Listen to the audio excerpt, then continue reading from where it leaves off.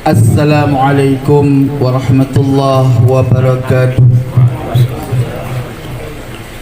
Alhamdulillah wassalatu wassalamu ala rasulillah sayyidina wa maulana Muhammad ibn Abdillah sallallahu alaihi wasallam wa ala alihi wa sahbihi ajma'in. Perjalanan demi perjalanan di dalam menerangkan suatu kebenaran memang selalu ada tantangan, itu mesti dalam setiap kehidupan ini, ya, itu adalah ujian. Tapi kita harus terus mengalir bagaikan air mengalir. La takhaf wa la tahzan innallaha ma'ana. Namun demikian, persoalan demi persoalan yang kemarin kita pernah datang dalam undangan ke Madura, ya, sampai kita semangat sangat datang, berakhir di kota Kerawang.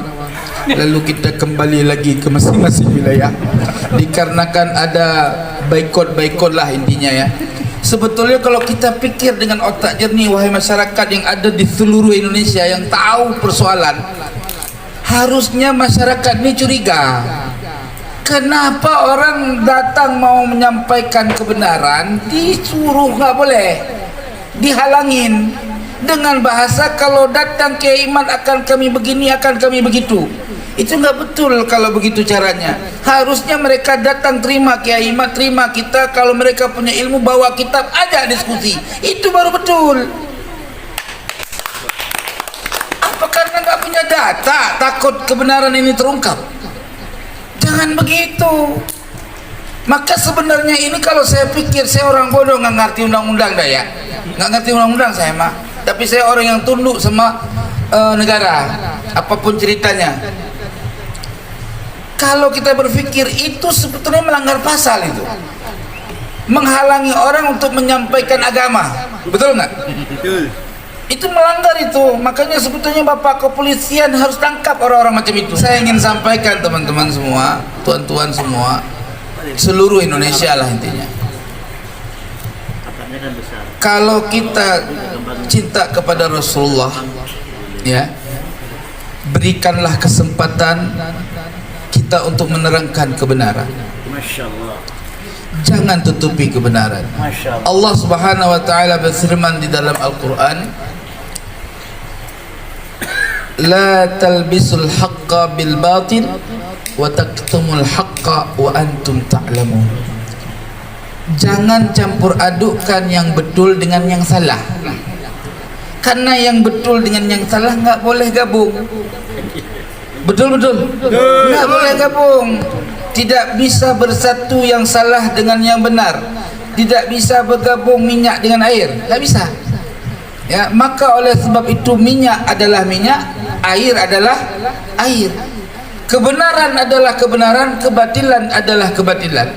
Walaupun demikian, wala taktumul haqqa wa antum ta'lamun. Jangan juga kau sembunyikan yang benar sedang kau tahu yang benar.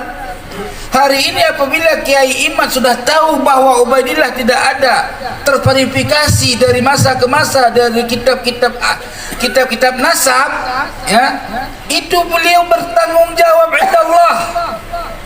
Beliau akan dituntut oleh Allah dan Rasulnya. Mat, ente, mohon maaf, ini bahasa mereka. Ya. Bahasa Balawi. Iya, ini bahasa ini. Mohon maaf, ini bukan apa-apa. Curahan hati saya mah. Ya.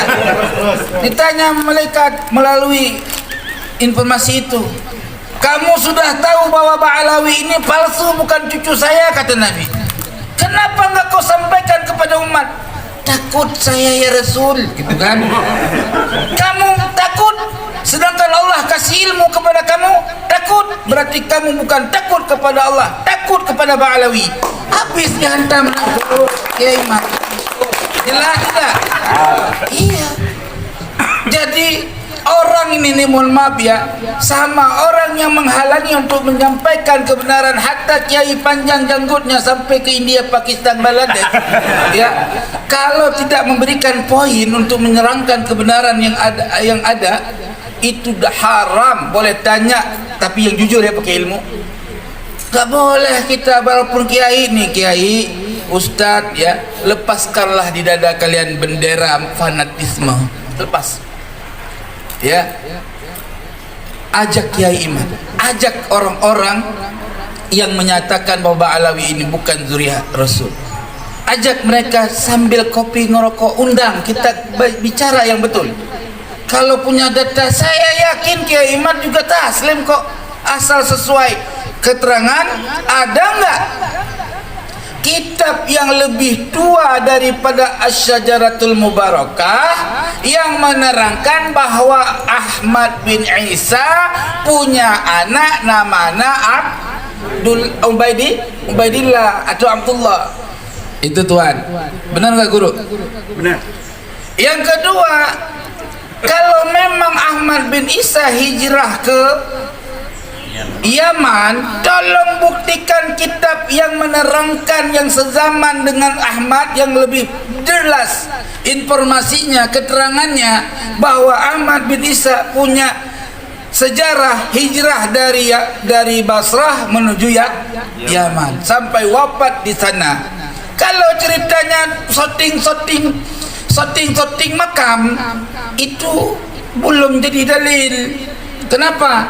Karena makam itu bisa dibuat hari ini, kita bisa buat makam, iya kan? Bukan makam yang perlu dalilnya dulu, kebenaran tulisan, informasi sejarah yang benar yang menerangkan bahwa Ahmad bin Isa pernah hijrah ke Yaman. Yang kedua, yang ketiga, kalau benar itu namanya Ubaidillah maujud, sampai Amul Faqih Muqaddam maujud yang bisa terbang ke langit ke-8, yang bisa ketemu Mi'raj 70 kali sekali dalam semalam, apa kitab karangannya? Imam Ghazali punya karangannya, kita bisa verifikasi keberadaannya dengan ada karya tulis. Ibnu Taimiyah kontroversi, sampai Muhammad bin Abdul Wahab pun kontroversi. Dia punya karangannya, sehingga kita bisa memverifikasi orang yang hebat, orang yang terkenal dengan kitabnya. Kecuali orang nggak terkenal kayak kita, nggak perlu pakai karangan kitab, cukup ke kubur aja udah cukup. Maka tuan-tuan yang dirahmati oleh Allah, terakhir nih saya omong, wahai kiai-kiai yang dikaruniakan ilmu oleh Allah, ya, lapangkan dadamu. Bismillahirrahmanirrahim. Lapangkan dadamu, carilah kebenaran. Kalau engkau membela kebenaran tanpa data, itu adalah pembenaran.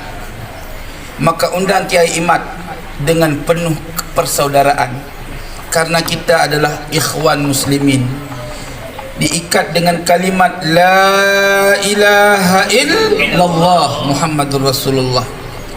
Biar kata gigi boneng, kulit hitam, ya, kalau dia kalimatnya la ilaha illallah, tetap saudara kita, bisa jadi menantu. Allahu Akbar. Betul-betul. Nah, oleh sebab itu janganlah halang-halangi lagi. Mulai besok jangan halang-halangi lagi kita berdiskusi. Kalau nggak punya ilmu, diam saja. Kalau nggak punya kemampuan, diam. Jangan doktrin orang untuk memboikot. Ini bukan cari kita pergi ke sana, bukan untuk menciptakan satu partai terlarang dari Indonesia. Apa partai terlarang? Kegaduhan gitu. Atau kegaduhan lah, macam-macam lah, gitu kan? Oleh sebab itu kita datang untuk menyampaikan kebenaran, buka pintu selebar-lebarnya. Tidak mampu diam, kalau mampu datang dengan rahman Allah, bawa kebenaran yang ada pada kalian. Tapi kalau itu masih dilakukan, wallah, demi Allah saya yakin kebenaran akan Allah tegakkan. Allah sendiri yang akan menegakkan kebenaran itu. Allah akan bangkitkan semangat hati-hati bangsa ini. Benar, Allah akan bangkitkan semangat hati ulama-ulama walau sudah kakek-kakek untuk siap melawan orang-orang yang mengancam kayak gitu. Lihat, jangan sampai jadi kayak Rohingya. Jangan sampai nanti ke Yaman nggak boleh terima, di sana ditolak, di sini ditolak, mondar-mandir tah kemana, tinggal di tengah laut, kasihan. Oleh sebab itu jangan halangi. Kalaupun nanti terbongkar kalian palsu, tetap kami akan merangkul kalian, kami hargai kalian, kami terima kalian. Enggak ada misi kami untuk menghancurkan sehancur-hancurnya kalian, tapi misi kami hanya ingin menyampaikan di dunia Indonesia khususnya bahwa Anda bukan keturunan Nabi Muhammad sallallahu alaihi wasallam. Itu saja. Mohon maaf lahir dan batin, saya orangnya apa adanya kalau sudah bercakap. Tetapi bila mana apa yang saya sampaikan ini dianggap salah, buktikan kesalahan itu. Statement saya adalah Ubaidillah itu fiktif, enggak ada orangnya. Ya. Wallahul muwaffiq ila aqwamit thariq. Wassalamu alaikum warahmatullahi wabarakatuh.